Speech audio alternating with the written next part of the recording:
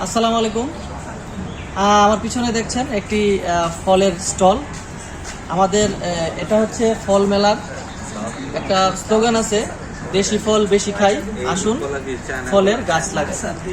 এখন হচ্ছে বর্ষা মৌসুম। এই বর্ষা মৌসুমে প্রচুর ফল গাছ লাগাতে পারেন যদি বাসার বাড়িতে পর্যাপ্ত জায়গা থাকে, বাড়ির আঙিনায় খালি জায়গা থাকে, এই জায়গাতে কিন্তু আপনারা ফলের গাছ লাগাতে পারেন। এবং এখন আমরা কৃষি অফিসের মাধ্যমে সবাইকে উদ্বুদ্ধ করতেছি যে এখনই প্রকৃত সময় ফলের গাছ লাগানো। তো আমার এখানে কিছু ফল রয়েছে, খুবই পরিচিত ফল যেগুলো আমাদের এই এলাকায় পাওয়া যায়, যেমন কাঁঠাল রয়েছে, আর এটা রয়েছে, এটা একটি টক স্বাদের ফল, খুবই চমৎকার। এরপরে আছে আম, এটা হচ্ছে আমরুপালি জাতের একটি আম। এছাড়া আছে খুবই চমৎকার, দেখতে খুবই কালারফুল, এই যে এই কলার জাতটি হচ্ছে অগ্নিশ্বর, খেতে খুবই সুস্বাদু এবং দেখতেও খুব চমৎকার। এছাড়াও আছে ড্রাগন ফল। এই ড্রাগন ফল কিন্তু এখন আমাদের এই এলাকায়, বিশেষ করে তিতাস উপজেলায় হয়।